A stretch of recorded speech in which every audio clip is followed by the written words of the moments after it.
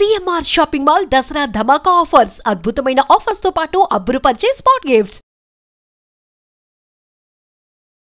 మీరు ఒప్పుకుంటారా ఈ విషయం? కామం అంటే మీకు గుర్తొచ్చేది ఏంటి చెప్పండి? It is sex and basically the point ఏంటంటే మీరు చెప్పింది ఎంత కరెక్ట్. అది ఇప్పుడు సెక్స్ అనేది ఒక నేచర్లోంచి వచ్చింది. అది మనిషి క్రియేట్ చేయలేదు, ఒక పర్టికులర్ వ్యక్తి కానీ ఒక గ్రూప్ కానీ క్రియేట్ చేయలేదు. ఒక ఆపోజిట్ సెక్సెస్ మధ్యన అట్రాక్షన్ అనేది it is the basic Bain of existence, continuation of species అనే దానికి మోస్ట్ ఇంపార్టెంట్ థింగ్ అనేది అది. అప్పుడు కంటిన్యూషన్ ఆఫ్ స్పీసీస్ అనేది ఒక జంతువు అవ్వచ్చు, ఒక మనిషి అవ్వచ్చు, ఇంకొక ఏదైనా అవ్వచ్చు, వాళ్ళకి పిల్లలు పుట్టడంతో వాళ్ళకి ఒక ఏజ్ వచ్చేసి వాళ్ళు పోయిన తర్వాత స్పీసీస్ కంటిన్యూ అవ్వటానికి ఈజ్ ద పాయింట్. కానీ దానికి ఇన్సెంటివ్ కోసం సెక్షువల్ ప్లెజర్ అనేది నేచర్ క్రియేట్ చేసింది. ఎందుకంటే సెక్షువల్ ప్లెజర్ అనేది లేకపోతే ఒక అబ్బాయి అమ్మాయి కోపులేట్ చేయరు. సో వాళ్ళు they have sex for the purpose of the pleasure. దానితో ఒక బై ప్రోడక్ట్గా ఒక పిల్లో పుట్టడం అనేది జరుగుతుంది. సో ఇన్సెంటివ్ అనేది it's the most important thing and that is nature driven. కానీ దానికి మనం సోషల్ ఆస్పెక్ట్లో ఒక ఫ్యామిలీ ఓరియంటేషను లేకపోతే దేవుడు లేకపోతే ఇలా చూడకూడదు అని ఒక ఆర్డర్ రావటానికి కొన్ని కల్చర్స్లో రిలేటివ్గా నేను చెప్పేది ఒక కల్చర్లో ఎక్కువ ఉండొచ్చు, ఒక కల్చర్లో తక్కువ ఉండొచ్చు. అదంటే తప్పు, అది కేవలం దాన్ని ప్లెజర్ కోసం చేయకూడదు అనే ఒక గిల్ట్ ఫీలింగ్ని అడాప్ట్ చేశారు. But if you look at Zoom out చేసి దాని మీరు ఆస్పెక్ట్ చూస్తే sex thing is the most beautiful thing created by God. Yeah, that's my opinion on it. కామం శృంగారం రెండింటికి తేడా ఏంటంటారు? So I think they don't want to say the word. ఇప్పుడు నేను ఒక ఉదాహరణకి ఒక చాలా ఫేమస్ కేసు అయింది అమెరికాలో, కోర్ట్ కేసు. ఒక పర్టిక్యులర్ వర్డ్ అంటే అది నాకు ఛానల్లో అది అలౌ చేస్తారో లేదో తెలియదు అనే మాట వాడాడు ఒక రైటర్, చాలా ఫేమస్ రైటర్ అతను. దాని మీద దానికి ఒక కేసు పెడితే ఆ వర్డ్ వాడిన మొలాన ఒక అబ్సీనిటీ కిందకు వచ్చింది ఆ పర్టిక్యులర్ దాంట్లో. అప్పుడు లాయర్ ఏం ఆర్గ్యూ చేశాడంటే సెక్స్ అనేది వేరు, మేకింగ్ లవ్ అనేది వేరు, అనేది వేరు. ఈ వర్డ్లో ఉన్న ఒక ఏ లాంగ్వేజ్లో ఏ వర్డ్ అయినా మీకున్న ఒక ఫీలింగ్ని ఎక్స్ప్రెస్ చేస్తుంది. ఆ ఫీలింగ్ని ఎక్స్ప్రెస్ చేయడానికి మీరు ఈ వర్డ్ తప్పు అనుకుంటే మీరు వేరే వర్డ్ దాన్ని క్రియేట్ చేసేవాళ్ళు. కానీ ఆ ఫీలింగ్ని సప్రెస్ చేయడం అనేది ఒక ఇండివిజువల్ ఫ్రీడమ్ని సప్రెస్ చేయడం అవుతుంది.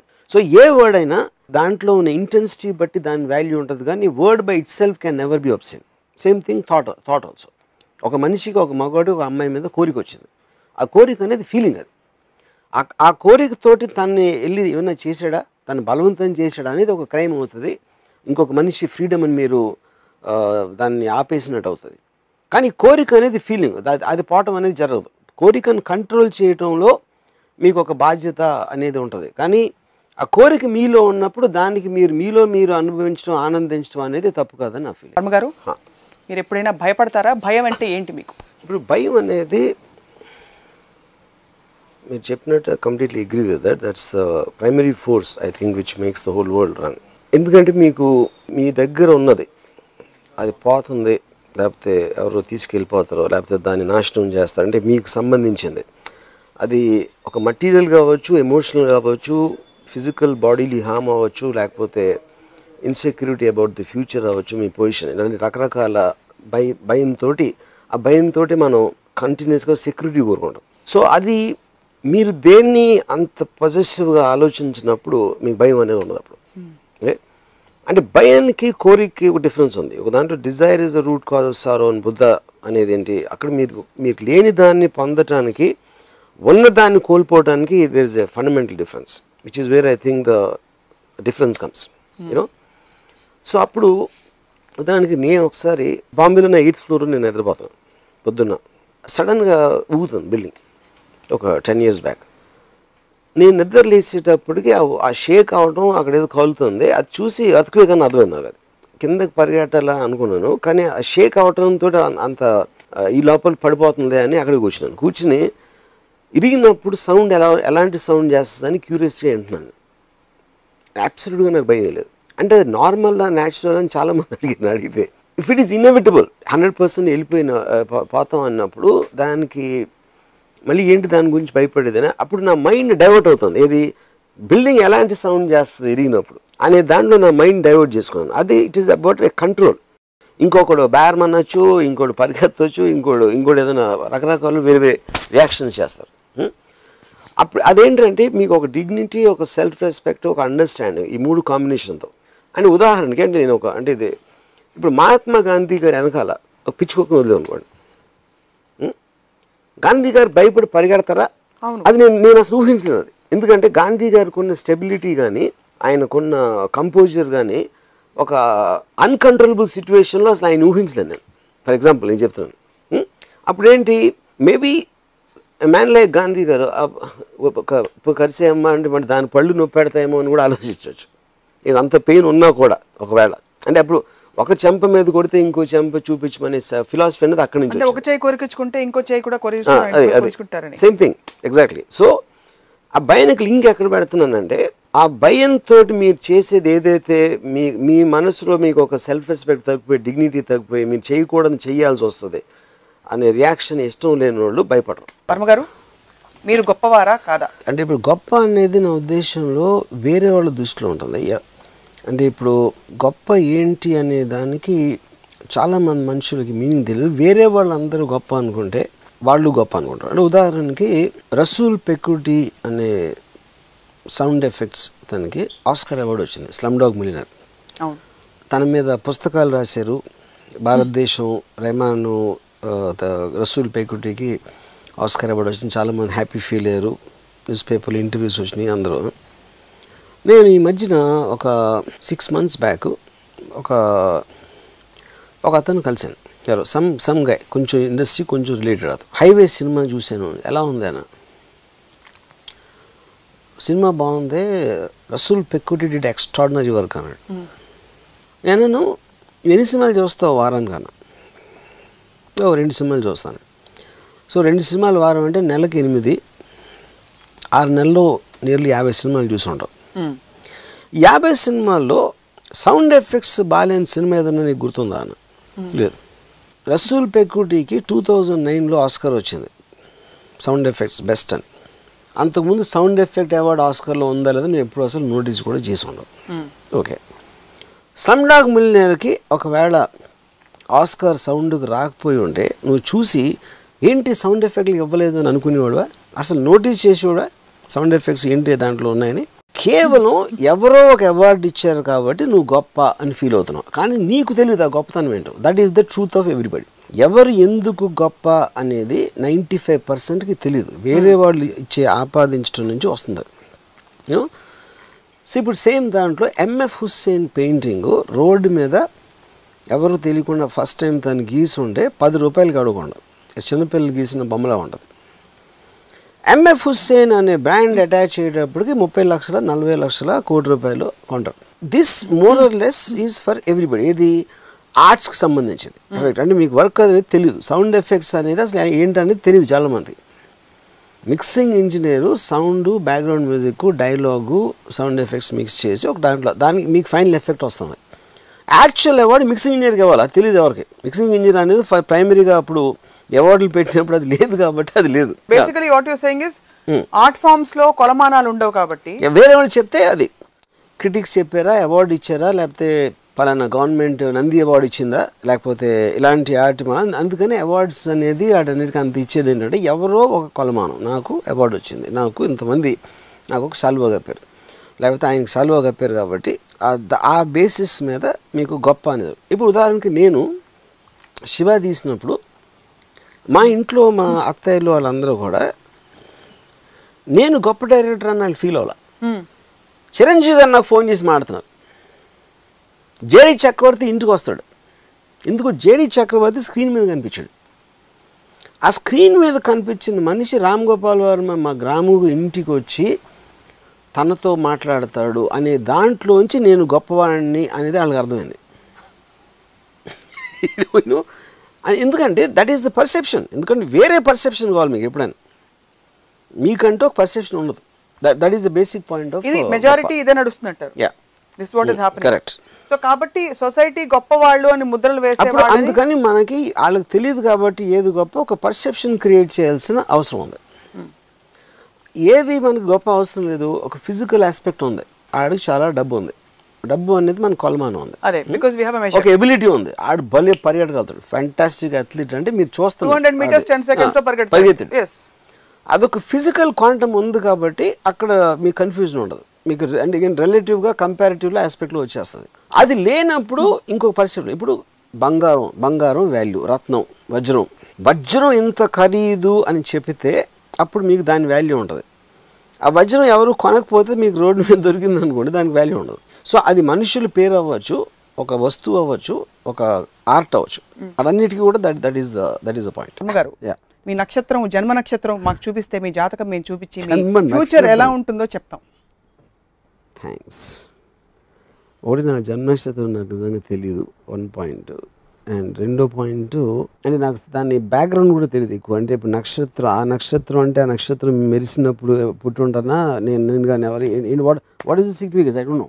మీరు పుట్టినప్పుడు ఆ ఘడియల్లో, ఆ అమృత ఘడియల్లో మీరు పుట్టారు కాబట్టి ఆ టైంలో నక్షత్రం ఏది బలంగా ఉందో ఆ నక్షత్రం కింద మీరు పుట్టినట్టు అన్వయించుకుని, కావున ఆ నక్షత్రానికి ఉండే ప్రభావంతో పాటు మీ ఇతర అంశాలు కూడా జోడించి ముడిపడి మీ జాతకం ఫామ్ అయింది. అది అంటే ఇన్ అదర్ వర్డ్స్, ఆ నక్షత్రం బలంగా ఉన్నప్పుడు ఎన్ని జీవరాశులు పుట్టాయో, మనుషులు అవ్వచ్చు, జంతువులు అవ్వచ్చు, వాళ్ళందరికీ అదే జాతకం ఉంటుందా? అంటే కొన్ని పరిస్థితులు, అలైన్మెంట్, జియోగ్రఫికల్ లొకేషన్ లాంటి ఇతర డీటెయిల్స్ని బట్టి కొంచెం ఫంక్షన్స్ మారుతాయి అన్నమాట. Fine, okay.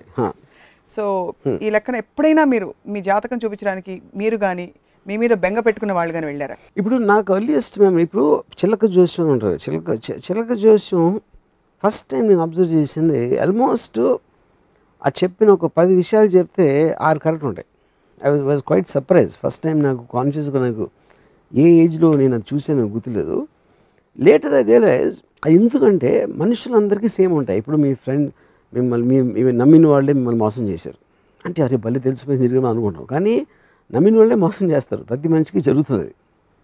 కానీ నా ఒక్కడికే జరిగింది అని మనం అనుకుంటాం కాబట్టి, అరే బలి చెప్పేసాడు ఈ జోషుడు అంటారు. సేమ్ థింగ్ ఎక్స్టెండ్స్ టు వార ఫలాలు వస్తాయి కదా, దిన ఫలాలు, వార ఫలాలు, what ever that is.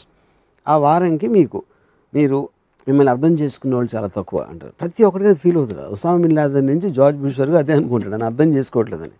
So ఏదేది మీ మనసుకు నచ్చుతుందో, మీరు నాకు రాశులు నాకు తెలుగులో తెలియదు, యారీసో, సైజిటేరియసో, లేకపోతే క్యాప్రికాన్, ఇవన్నీ ఏ అయితే ఉన్నాయో మనందరం ఏం చేస్తామంటే ఉట్టి మన వారఫలం చదువుతాం, మన నక్షత్రం, what ever that is called, మన సన్ సైన్.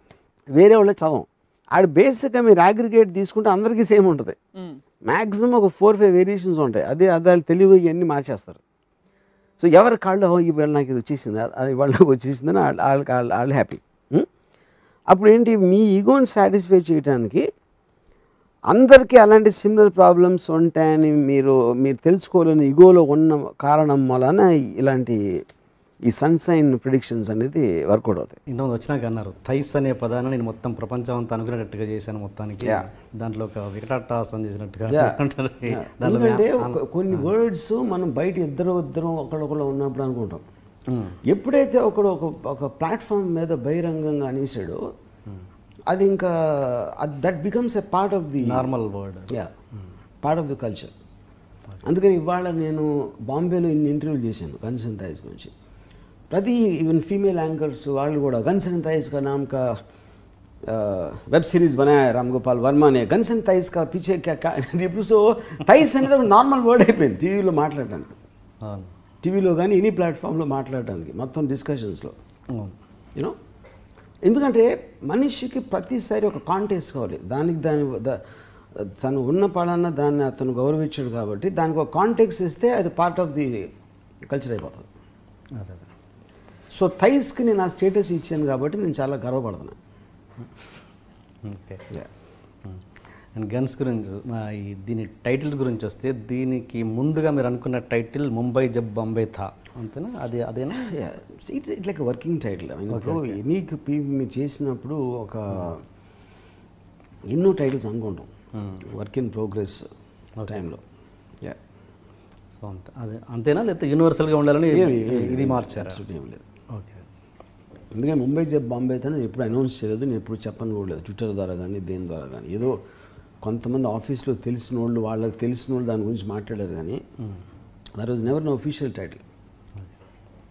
అండ్ దీంట్లో మీరు చోటా షకీల్, దావూద్ ఇబ్రహీం పేర్లు ఓపెన్గా వాడారు. ఏంటి దాంట్లో మీ ధైర్యం ఏంటి? వాళ్ళ స్టోరీ వాళ్ళది కాబట్టి నేను ఎప్పుడు చేసినా కంపెనీ అవ్వచ్చు, రక్త చరిత్ర అవ్వచ్చు, నేను ఎప్పుడు ఓపెన్గానే వాడాను. నేను ఎవరి స్టోరీ దేని బ్యాక్డ్రాప్లో, దేని ఇన్స్పిరేషను, దేని బేస్ మీద తీస్తున్నాను అనేది నేను ఎప్పుడు I never hit that part. Okay. And ఇప్పుడు మీరు నాకు తెలిసి మీరు అసలు పర్సనల్ లైఫ్లో కానీ ఎక్కడ మీరు సెట్లో కానీ ఎప్పుడు పొరపాటునాడు బూత్ మాట్లాడినట్టు నేనైతే ఎక్కడ వినలేదు, ఎవరు చెప్పినప్పుడు వినలేదు. మీరు అసలు బూత్ యూజ్ చేయరు, తెలుగులో అయితే అసలు యూజ్ చేయరు. అలాంటిది మీరు బూత్ పదాలు వాడుతూనే డైలాగ్స్ ఉన్నాయి. ఏంటి దాని మీద? ఇక్కడ 2 పాయింట్స్ అండి. ఒకటి బూత్ అనే మాట నాకు ఎప్పుడు ఎందుకంటే, నాకు మీరు ఏ బూత్ మాట చూసినా కూడా అది ఎక్కడో ఒక కనెక్షను, ఒక అమ్మాయి మర్మవ్యాలకు సంబంధించింది కానీ, ఒక సెక్షువల్ యాక్ట్కి సంబంధించిన దాంట్లో నుంచి వస్తుంది బూత్ అనేది ఎప్పుడు. అది ఎందుకంటే మీరు సెక్షువల్ యాక్ట్, జెనిటల్స్ మీద మీరు చిన్న చూపు, ఒక జుగుప్సాకరమైన మనకు ఒక ప్రోగ్రామింగ్ ప్రకారం మన చిన్నప్పటి నుంచి ఒక సెట్ చేశారు కాబట్టి ఈ బూతులు అనేది కూడా ఆర్ట్ ఎలిమెంట్లో వాటిని ఇంకా దూరం చేయడానికి తోడ్పడతాయి. That is the point of booth. So నేను ఒక సెక్షువల్ యాక్ట్ని కానీ ఒక అమ్మాయిని కించపరచడం అని నేను భరించలేను, ఎందుకంటే రెస్పెక్ట్ బూత్ అవుతాం. అందుకని నేను ఎప్పుడు బూతులు వాడిన అసలు. ఓకే. ఇంకపోతే గన్స్ అండ్ థైస్లో ఉన్న బూతుల విషయంకి వస్తే, ఒక క్యారెక్టరు వాడు ఎవరితో అయితే మాట్లాడుతున్నాడో, ఎవడు మాట్లాడుతున్నాడో వాడు నా భావాలను షేర్ చేయట్లేదు. ఓకే. ఒకటి, వాడు గ్యాంగ్స్టర్ ఎవడైతే ఫోన్లో మాట్లాడుతున్నాడో వీడిని ఇన్సల్ట్ చేయడానికి, వీడిని అసలు బ్రేక్ చేయడానికి మాట్లాడుతున్నాడు మాటలు. ఇన్స్పెక్టర్ మాట్లాడింది ఒక వాడికి మ్యాక్సిమం ఎంత కోపం తెప్పించడానికి ట్రై చేయాలి, వాడి తర్వాత ఎక్స్ప్లెనేషన్ ఇస్తాడు. నేను నా గన్నుకి బుల్లెట్స్కి వాడు దొరకడు, నా మాటలతోనే నేను వాడిని భయపెట్టగలగాలి యూనో అని ఇది నాకు దయానాయక్ చెప్పాడు. ఇది యాక్చువల్గా ఈ కాన్వర్జేషను దయానాయక్కి చోటా షకీల్కి మధ్యన జరిగింది. నేను ఒక ట్యాప్ ఫోన్ కాల్లో క్రైమ్ బ్రాంచ్లో విన్నాను. అప్పుడు గన్స్ అండ్ థైస్లో వాడు ఎప్పుడైతే అడుగుతాడో పోలీసుడు, నేను బిలీవ్ చేయలేకపోయినా ఇలాంటి మాటలు నువ్వు మాడతావని అది నేను అడిగా యాక్చువల్గా దయానాయక్ని. అప్పుడు దయానాయక్ నాకు ఎక్స్ప్లెనేషన్ ఇచ్చాడు. నాకు చోటా షకీల్ దొరకడు, నా బుల్లెట్లకి దొరకడు, నేను అరెస్ట్ చేయలేను, కరాచీలో కూర్చుని ఉన్నాడు. వాడిలోకి భయం పంపాలంటే ఎలా పంపగలుగుతాను నేను? ఎంత దారుణంగా నేను ఆయన బూతులు మాట్లాడి తిడితే వాడికి అంత సిగ్నల్ వెళ్తుంది, నాతో పెట్టుకోకు అని యూనో. సో ఇప్పుడు ఒక దాంట్లో ఏమన్నాడు, అదే అంటే నేను మొత్తం ట్రైలర్లో లేదు, అది సినిమాలో ఉంటుంది, ఐ మీన్ వెబ్ సిరీస్లో. ఆడేమన్నాడంటే छोटा शकील तो तू तेरे गैंग वाले, तेरे दोस्त लोग, तेरे रिश्तेदार सब लोग मिलके 1,500 नहीं होंगे, 150 नहीं होंगे. पुलिस 40,000 की गैंग है मादर चौथ. तू तेरी माँ को भेज इधर, हम सब चढ़ेंगे उसके आगे पीछे. ఇందుకు వాడు మ్యాక్సిమం చోటా షకీల్కి ఎంత కోపం తెప్పించాలి, అసలు ఏంట్రా నువ్వు నాతోటి పోలీసుతో పెట్టుకుంటారా, నువ్వు పోలీసుతో పెట్టుకుంటారా నువ్వు అన్న ఒక ఎమోషన్కి, ఇప్పుడు ఇందాక నేను చెప్పిన డైలాగ్కి మీకు 1000 మైళ్ళ దూరం ఉంది. వాడిని భయపెట్టడానికి, ఉనిగిపోయేలా చేయటానికి చాలా ఆలోచించి మాడిన మాటలే. అందుకని ఆ కామ్నెస్, షకీల్ అనేవాడు కోపంతో మాట్లాడుతున్నాడు, వీడు కామ్గా ప్రతి వర్డ్ క్లియర్గా ఉచ్చరించి మాట్లాడుతున్నాడు ఈ కాప్ క్యారెక్టర్. ఎందుకు? He wants to create a psychological impact on him. Okay. So నేను బూతులు మాట్లాడకపోవడానికి నాకు అసలు బూతులు అంటే ఏంటి, నా మీనింగ్ ఏంటి, వాడు ఎక్కడి నుంచి వచ్చిందని నా అవగాహన డిఫరెంట్. గన్స్ అండ్ థైస్ సినిమాలో దాంట్లో ఈ కాప్ ఎందుకు మాట్లాడుతున్నాడో దాని వెనకాల ఉన్న సైకాలజీని అండర్స్టాండ్ చేసుకుని యూజ్ చేయడానికి అన్నిటికీ ఫండమెంటల్ డిఫరెన్సెస్ ఉన్నాయి. ఓకే. అంటే ఈ డైలాగ్, ఈ పర్టికులర్ డైలాగ్స్ అతని పేరు దయానాయక్ ద్వారా విన్నాను అని అంటున్నారు. ఏంటి ఆయనకు మీకు అంత క్లోజ్నెస్? నాకు కాప్స్ చాలామంది తెలుసు. ఇప్పుడు పోలీసులతో ఉంటాను, ఎన్కౌంటర్ కాప్స్ కానీ, ఎక్స్ గ్యాంగ్స్టర్స్ కానీ, మిడిల్ మెన్ ఉంటారు, వాళ్ళు చెక్ చేస్తాడు. వాళ్ళందరితో నేను మాట్లాడి నాకున్న ఇంట్రెస్ట్లో సేకరించిన ఒక ఇన్ఫర్మేషన్ నుంచి నేను actually I'm able to make guns and thighs. లేకపోతే నాకు ఎట్లా ఉంటుంది ఆ ఇన్ఫర్మేషన్? అదే అంటున్నాను నేను, అనేది వాళ్ళకి మీతో ట్రావెల్ అవ్వాలి. వాళ్ళకి నేనంటే ఇష్టం. నేనంటే ఇష్టం అంటే నేను నన్ను పెళ్లి చేసుకుంటాను కాదు, అది కాదు నా పాయింట్. ఇష్టం అంటే నేను అడిగిన లాంటి క్వశ్చన్స్ వాళ్ళని ఎవరు అడగరు ఎప్పుడు. ఓకే. ఫర్ ఎగ్జాంపుల్, నేను సదానంద్ దాతే అని ఒక చాలా ఫేమస్ పోలీస్ ఆఫీసర్ ఉన్నారు బాంబేలో. మన 26/11 అటాక్స్లో కూడా తనకి దెబ్బలు తగిలినాయి కర్మ హాస్పిటల్లో. నేను ఒకరోజు ఆయనతో కూర్చుని నాకు మీ గురించి మొత్తం నేను తెలుసుకోవాలండి అన్నాను. అంటే నేను నాగ్పూర్లో పుట్టాను, ఈ స్కూల్కి వెళ్ళాను. అంటే మీరు ఎక్కడ పుట్టారు, ఎక్కడ పెరిగారు, ఏ స్కూల్ నాకు అవసరం లేదు. ఫస్ట్ టైం మీ లైఫ్లో పోలీస్ అనే మాట ఎప్పుడన్నారా? మీకు గుర్తున్న మీ మెమరీలో మీరు ఇవాళ ఎంత పెద్ద పోలీస్ ఆఫీసరు, మీ చిన్నప్పుడో ఎప్పుడో మీ స్కూల్లో నాకు తెలియదు, పోలీస్ అనే మాట ఫస్ట్ టైం మీరు అన్నది మీకు గుర్తుందా? నాకు క్వశ్చన్స్ చాలా అడిగాను. ఆ టోటల్ అయిపోయిన తర్వాత ఆయన నా లైఫ్లో ఎప్పుడు ఇలాంటి క్వశ్చన్స్ ఎవరు అడగలేదు, ఎందుకంటే ఆయనే మర్చిపోయారు అసలు యాక్చువల్గా. ఓకే. సో ఇలాంటి క్వశ్చనింగ్ ప్రాసెస్లో నాకు చాలా కాన్ఫిడెన్షియల్ అయిపోతారు వీళ్ళు. ఓకే. ఇప్పుడు నేను ఒక షూటరు తిహార్ జైలు నుంచి కన్విక్షన్ పూర్తి వచ్చిందని మాట్లాడినప్పుడు, నువ్వు ఫస్ట్ మర్డర్ చేసిన రోజు రాత్రి ఎన్ని గంటలు నిద్రపోయావని అడిగాను. అలాంటి క్వశ్చన్స్ అడగడం వల్ల ఏమవుతుందంటే వాళ్ళ మనసు లోతుల్లోకి వెళ్ళిపోతారు. వాళ్ళ ఎమోషనల్ స్టేటు, వాడు అప్పటి వరకు ఏమాడు ఆలోచించాడు, వాడు అంతవరకు ఆలోచించినవి కూడా వాడి లోపల నుంచి బయటికి రాగలిగే ఒక పద్ధతిలో నేను క్వశ్చన్ చేస్తున్నాను. దానివల్ల వాళ్ళు ఎవ్వరికీ చెప్పని నాకు చెప్తారు. చెప్పనంటే చెప్పకూడదని కాదు, అది సీక్రెట్లు అని కాదు, అది వాళ్ళు కూడా ఆ దృష్టితో ఆలోచించలేదు అంతవరకు వాళ్ళు ఎప్పుడు. సో ఇది నాకు ఒక అబ్నార్మల్ సిచ్యువేషన్స్ కానీ, ఒక అన్ఇమాజినబుల్ కైండ్ ఆఫ్ ఒక ఎక్స్పీరియన్సెస్ కానీ వాటిని సేకరించడం అనేది నాకు always was very interested. And that is the reason I became a film maker first of all. అంటే శివ కంటే ముందు కూడా? ఇప్పుడు కూడా. శివ కన్నా ముందు నేను రౌడీలతో ఉండేవాడిని ఇప్పుడు. ఓకే.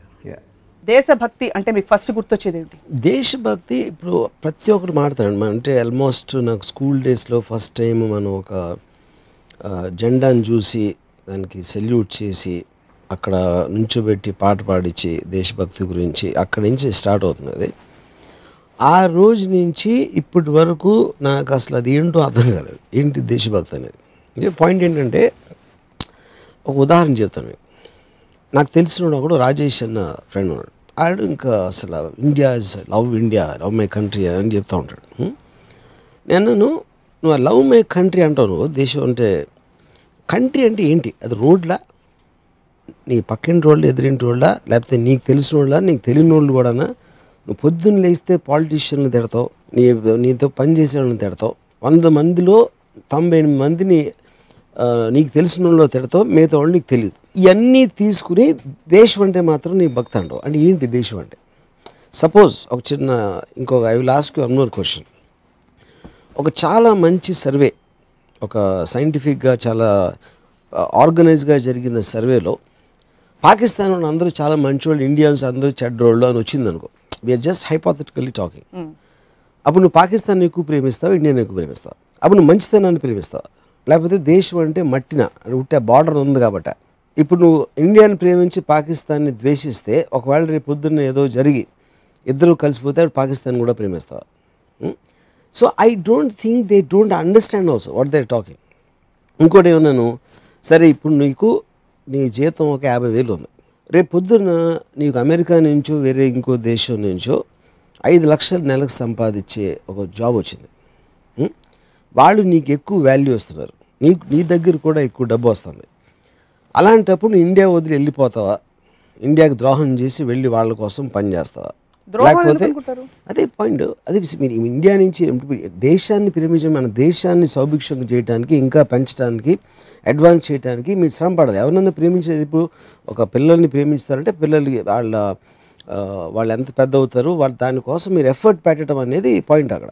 సో అప్పుడు దేశాన్ని ప్రేమించడం అంటే ఏంటి, what is it that you are doing, you know. So the moment మీకు బెనిఫిట్ ఎక్కువ వస్తుందని మీరు పరదేశానికి వెళ్ళి వాళ్ళ కోసం పనిచేస్తున్న దేశభక్తి ఎలా అవుతుంది, ఒక పాయింట్.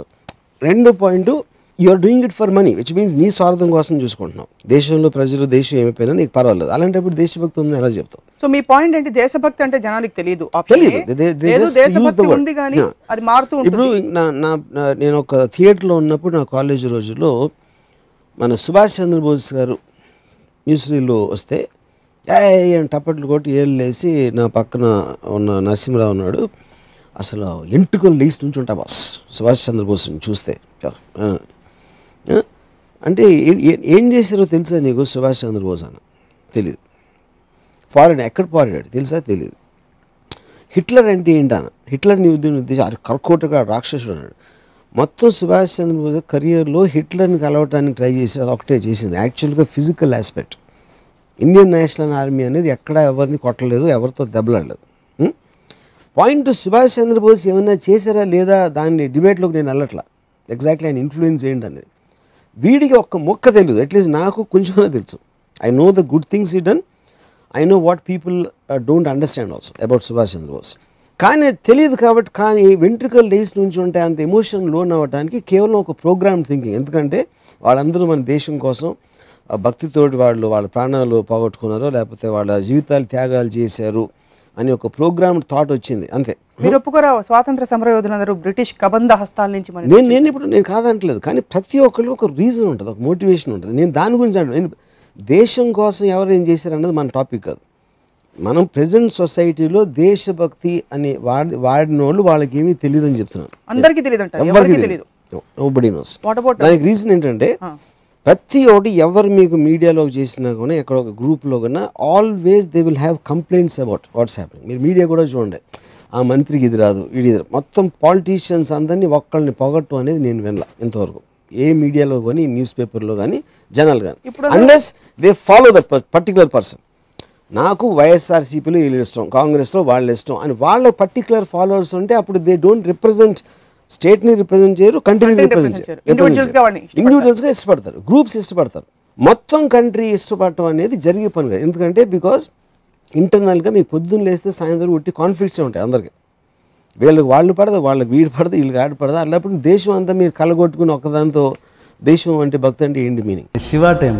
శివ టైంలో వినోద్ బాలా అనే ఆర్టిస్ట్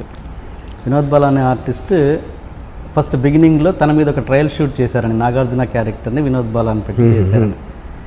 ఆర్టిస్టులు కావాలంటే తనే మొత్తం కోఆపరేట్ చేశారని. అలాంటి వినోద్ బాలాకి మీరు జేడీ క్యారెక్టర్ ఏదో ఇస్తారని అనుకున్నారు, తర్వాత అది కూడా ఇవ్వకుండా సినిమాని ఫినిష్ చేశారు.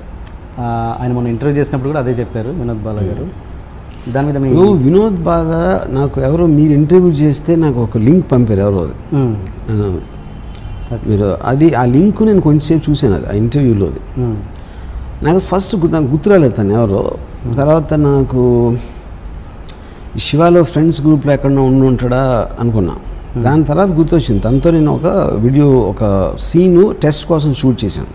ఓకే, ఆ టెస్ట్ చాలా బ్యాడ్గా వచ్చింది. అది కానీ నేను నాగార్జునకు చూపించుకుంటే శివ సినిమా అయిపోయేది. అది అందుకని ఎవ్వరికి చూపించకుండా క్యాసెట్ పాలు కొట్టాను. అది ఓకే, అది యాక్చువల్గా జరిగింది. ఇంకపోతే అది తప్పిస్తే వినోద్ బాలాకి నేను వేరే రోల్ ఇస్తానని చెప్పి ఉండొచ్చు, కానీ చాలామంది చెప్పాను. అది వినోద్ బాలా ఒక్కడికే కాదు. ఉదాహరణకి జేడీ రోల్ సాయి కుమార్కి చెప్పాను, తర్వాత సూర్యాని ఇంకో యాక్టర్కి చెప్పాను, అలాగే ఇంకొక 2-3 కొత్త ఆర్టిస్టులు కూడా చెప్పాను నేను. అది ప్రాసెస్లో కాస్టింగ్ అప్పుడు మీరు టెక్నీషియన్స్ కానీ లేకపోతే యాక్టర్స్ కానీ చాలామందితో మాట్లాడతారు. ఫైనల్ డెసిషన్ అనేది వేరియస్ అదర్ ఫ్యాక్టర్స్ మీద డిపెండ్ అవుతుంది. సో వినోద్ బాలా అనే వ్యక్తి మీకు గుర్తులేరు? గుర్తులేదంటే అది చెప్తున్నా, నాకు ఆ సీన్ తీసిన ఇన్సిడెంట్ గుర్తుంది, ఎవరితో తీసిన అనేది నాకు ఐడియా లేదు. సో ఆబ్వియస్లీ తను చెప్పాడు కాబట్టి ఆ ఇంటర్వ్యూలో it must be him. Okay, suppose దేవుడిని మీరు నమ్మరు అంటున్నారు కదా, దేవుడు కనుక మీకు ఒక 24 సినిమాలాగా దేవుడని ఉన్నారనుకుందాం, మీకు 24 సినిమాలాగా బ్యాక్కి వెళ్ళేసి మీ ఫ్యూచర్ని సెట్ చేసుకొని మీ మిస్టేక్స్ ఏదైనా కవర్ చేసుకోమంటే మీరు ఏ మిస్టేక్ని కవర్ చేసుకొని మీ లైఫ్ని కంటిన్యూ ఏది కవర్ చేసుకోండి? ఇప్పటివరకు నథింగ్. ఇప్పుడు మిస్టేక్ మిస్టేక్స్ కదా నా mistakes is a part of life. మీరు ఒక డెసిషన్ తీసుకుంటారు, ఆ డెసిషన్ ఒకసారి మీరు అనుకున్న దానికి రైట్ అవుతుంది లేకపోతే రాంగ్ అవుతుంది. కాకపోతే ఆ రాంగ్ అయింది కూడా ముందుకెళ్ళి చాలాసార్లు రైట్ అయిన సందర్భాలు ఉన్నాయి. సో నా ఎక్స్పీరియన్స్ తోటి I don't regret anything. Suppose మీ ముందు ఒక 3 థింగ్స్ ఉన్నాయండి. ఒకటేమో